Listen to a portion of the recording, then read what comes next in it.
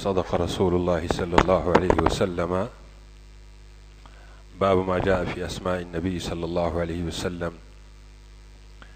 عن مالك عن ابن شهاب عن محمد بن جبير بن مطعم رضي الله تعالى عنه وعنهم أن النبي صلى الله عليه وسلم قال: لي 5 أسماء، أنا محمد وأنا أحمد وأنا الماحي الذي يمحو الله بي الكفر وأنا الحاشر الذي يحشر الناس على قدمي وأنا العاقب.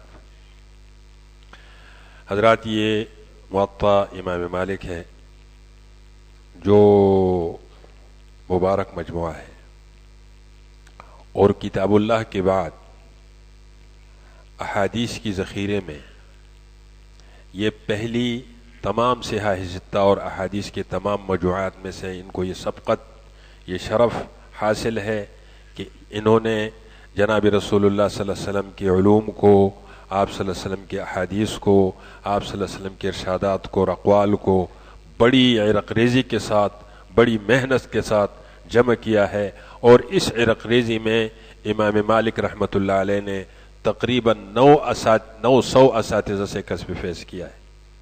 حضرات، 900 اساتذہ، اور اس میں سے تقریباً یہ اکثر تابعین ہے اور تبع تابعین ہے. خود یہ تابعی تھے.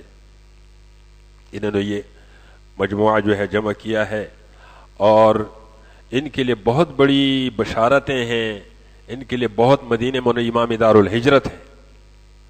سنن ترمذی کی روایت میں ہے، ابن عمر رضی اللہ تعالیٰ عنہ فرماتے ہیں: یوشک ان ینصب الناس اکباد الابل یطلبون العلم فلا یجدون احدا اعلم من عالم المدینہ، کہ لوگ اپنے سواریوں پر سوار ہو کر علم کی تلاش میں اپنے گھر سے نکلیں گے اور وہ علم طلب کریں گے تو مدینے کے سب سے بڑے عالم کے سوا ان کو کوئی عالم نہیں ملے گا.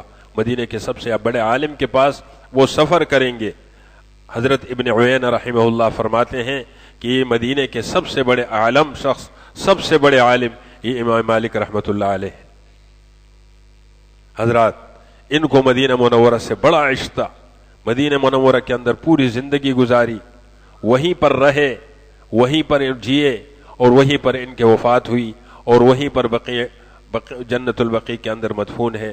اللہ تعالیٰ نے ہمیں ان کے قبر پر حاضری کی شرف اور بھی نصیب فرمایا. الحمدللہ. اللہ تعالیٰ آپ سب کو نصیب فرما دے. ان اکابر نے حضرات دین کے لیے بہت بڑی کوششیں کی ہے. یہ ان کی محنت کے مساعی ہے. یہ وہ چین ہے جو رسول اللہ صلی اللہ علیہ وسلم کے ساتھ اور اللہ کے رسول کے ساتھ ہمارے رشتے کو ملاتا ہے اور ہمارے رشتے کو جوڑتا ہے، اور ہمیں اپنے مرکز کے ساتھ، اپنے منبع کے ساتھ تعلق پر قائم رکھتا ہے. تو الحمدللہ ہمارے اس جامعہ میں ان دونوں مجموعوں کا کہ جو میری ذمہ داری تھی، اس میں ہم نے پڑھا بھی ہے اور طلباء نے اکثر مجھ پہ پڑھا ہے، اور میں سنتا رہا. طلباء پڑھتے تھے یا میں پڑھتا تھا، طلباء سنتے تھے. یہ سرد ہے حدیث کے. اور یہ جو مدارس حضرات یہ بنے ہیں اس لیے ہے، خوشا مسجد و مدرسہ و خانقاہ کہ این جابود قیل و قال محمد، کہتے ہیں ان مدارس کے لیے، ان مساجد کے لیے، ان خانقاہوں کے لیے خوشی اور بشارت ہو کہ یہاں پر قیل و قال محمد کے زمزمے جاری رہتے ہیں. تو انہوں نے اللہ اور اللہ کے رسول کے علوم کو بھی آپ کے سامنے ماشاءاللہ حفظ کا بہت بڑا مجموعہ تیار ہوا. یہ بچے، یہ ننھے منھے بچے، ان کی سینوں میں اللہ کا قرآن یہ خالی آیت ہے، اور ان کے سینے دنیا کے سب سے بڑی دولت سے. حضرات، قرآن کریم تو قرآن کریم ہے، اللہ کا علم ہے. انزلہ بعلمہ، اللہ نے اپنا علم قرآن میں اتارا ہے.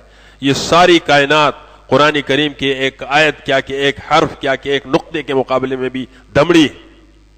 اتنا بڑا علم اللہ تعالیٰ نے ان بچوں کی سینے میں اتارا. ان کے سینے اس وقت کنز ہے، کنز العلوم ہے سینے. یہ والدین کے لیے کتنا شرف، اساتذہ کے لیے کتنا شرف، امت کے لیے کتنا شرف. اللہ اور اللہ کے رسول کی خوشی کا سب سے بڑا ذریعہ ہے یہ مدارس کی محنت ہے. آج ساری دنیا اپنے لاؤ لشکر کے ساتھ، اپنے تمام وسائل اور اسباب کے ساتھ، اور اپنے تمام فورسز کے ساتھ، اور اپنی تمام سورسز کے ساتھ، اور اپنی تمام قدرت اور وسائل کے ساتھ ان مدارس کو مٹانے کے پیچھے چلا ہے کہ یہاں سے قرآن کی یہ ترجمان، قرآن کی زبانیں کٹ جائے، سنت رسول اللہ کی زبانیں کٹ جائے. لیکن یہ ان کی بھول ہے. حضرات اس قرآن کی حفاظت کی ذمہ داری کس نے لی ہے؟ خود اللہ نے لی ہے. انا نحن نزلنا الذکر وانا له لحافظون. اس قرآن کو ہم نے اتارا ہے اور اس نبی کو ہم نے بھیجا ہے، اس کی حفاظت ہم کریں گے. حضرت شاہ ولی اللہ محدث دہلوی رحمۃ اللہ علیہ نے لکھا ہے کہ حضرات اللہ نے مسلمان کی حفاظت کی ذمہ داری نہیں لی ہے لیکن قرآن کی حفاظت کی ذمہ داری لی ہے. اگر کوئی مسلمان یہ چاہتا ہے کہ میری حفاظت کا اللہ کی طرف سے انتظام ہو تو اللہ کے قرآن کے ساتھ چپک جائے. جب اللہ اپنے کلام کی حفاظت کریں گے مسلمان کی بھی حفاظت ہو جائے گی. لیکن اگر مسلمان قرآن سے دور چلا جائے اور پھر اپنی حفاظت کی اللہ سے التماس کرو التجا کرے تو اس کی حفاظت نہیں ہوگی.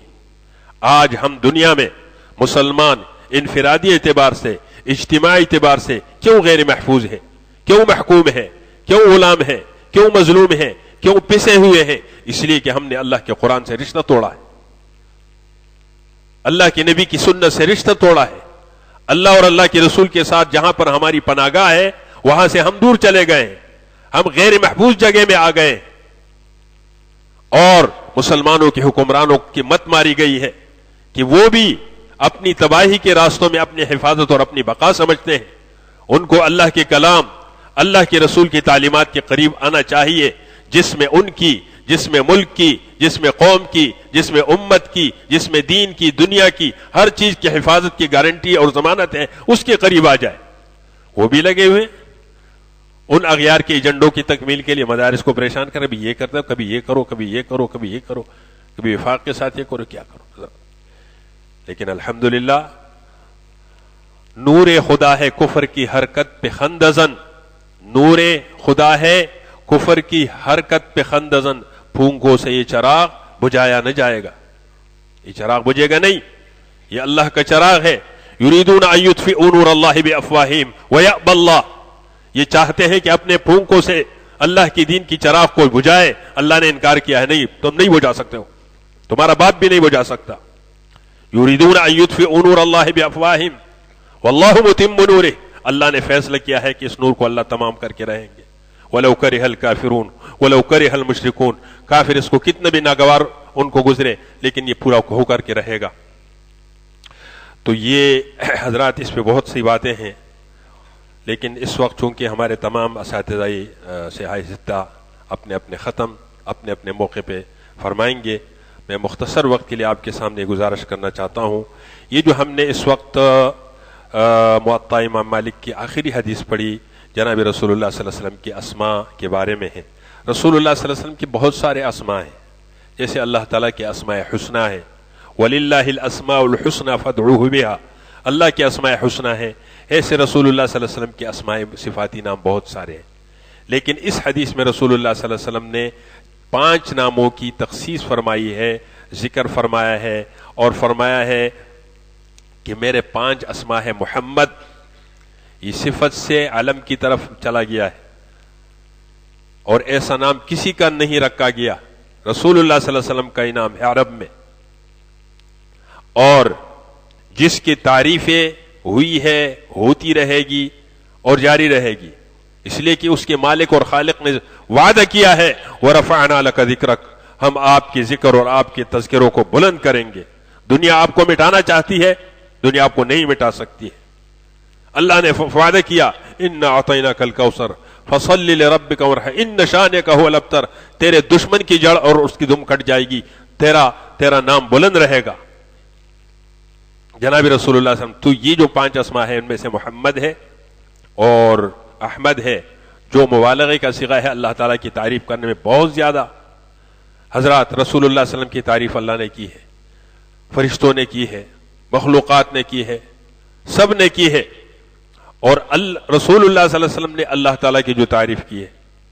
حضرات جب ہم دعاؤں کے ان مجموعوں کو پڑھتے ہیں جس میں کبھی رسول اللہ صلی اللہ علیہ وسلم اللہ کے ساتھ مناجات کرتے ہیں، اللہ تعالیٰ سے مانگتے ہیں، اللہ کے سامنے اپنی بے بسی کا اظہار کرتے ہیں، اور اللہ تعالیٰ تو حضرات پتہ چلتا ہے کہ رسول اللہ صلی اللہ علیہ وسلم کو اللہ سبحانہ و تعالیٰ کے قرب اور اللہ کی جلال و جمال کا کتنی معرفت اور کتنی پہچان اور کتنی رسائی حاصل ہے اور کتنے آپ اللہ تعالیٰ کے قریب تر ہیں.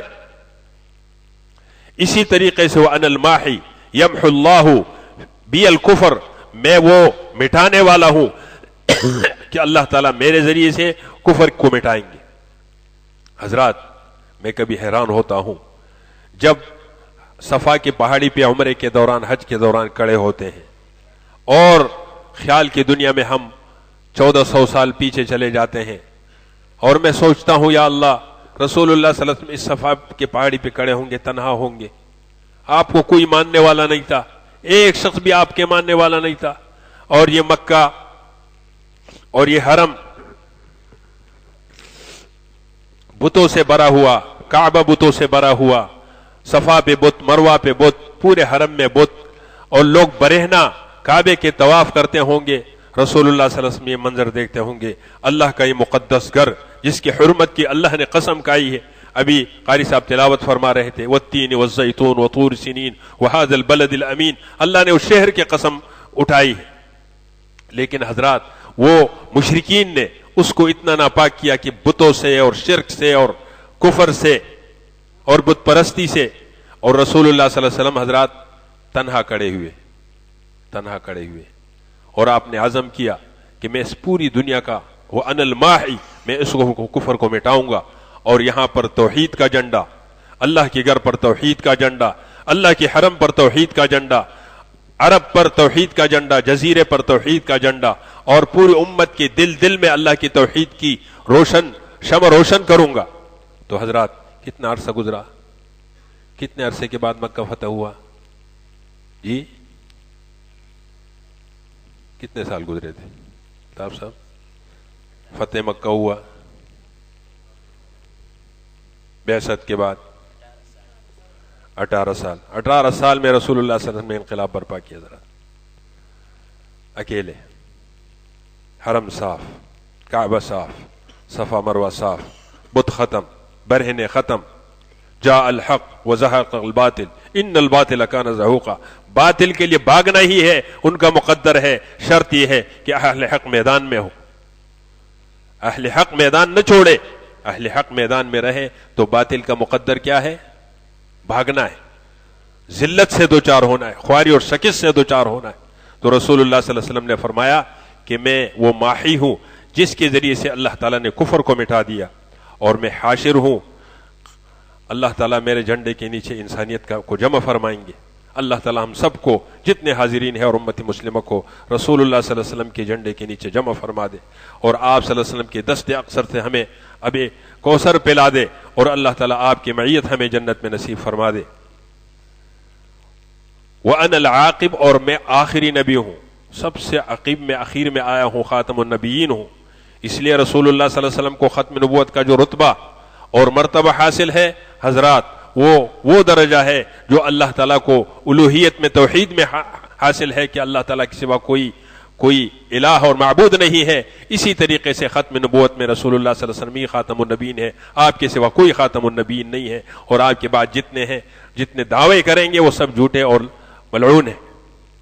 تو اسی کے ساتھ یہ جو کتاب ہے یہ ختم ہوا، اور جو روایت ہمارے طلباء نے پڑھی ہے ہمارے اساتذہ کی، انہی کے ساتھ ہم بھی ان کو حدیث میں اجازت دیتے ہیں. اللہ تعالی ہماری اس مجلس کو قبول فرمائے. انشاءاللہ باقی سلسلے جاری رہے گا. والسلام علیکم ورحمۃ اللہ وبرکاتہ.